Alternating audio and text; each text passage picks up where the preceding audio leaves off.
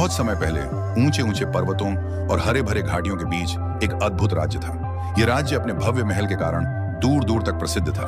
महल इतना ऊंचा था कि उसकी शिखर बादलों को छूते प्रतीत होते और सूर्य की किरणें उस पर पड़ते ही पूरा राज्य सुनहरी आभा में नहा जाता। इस राज्य पर शासन करते थे महाराज आदित्यन। वे वीर और न्यायप्रिय थे, लेकिन साथ ही सरल और विनम्र थे। प्रजा उन्हें पिता समान मानती थी। उनके साथ राज्य करती थी। उनकी रानी वैदेही अपनी सुंदरता और करुणा के लिए प्रसिद्ध है। राज्य की सबसे बड़ी विशेषता यह थी कि यहाँ केवल राजा रानी ही नहीं, बल्कि हर प्रजा खुद को रक्षक मानती थी। किसान अपनी फसलों को राज्य की धरोहर समझते थे, सैनिक अपनी तलवार को जनता की ढाल मानते थे और कलाकार अपनी कला को मंदिरों और गलियों में समर्पित करते थे। कहा जाता है कि इस राज्य पर कभी भी बुरी नजर नहीं टिक पाई। जब भी कोई आक्रमणकारी पर्वतों से उतर कर आता तो राज्य का घड़ीदार महल बिजली की तरह चमकता और दुश्मनों के मन में भय भर देता। लेकिन असली शक्ति उस महल के पत्थरों में नहीं थी, बल्कि राजा और रानी के हृदय में थी। वे अपने लोगों को परिवार की तरह मानते थे।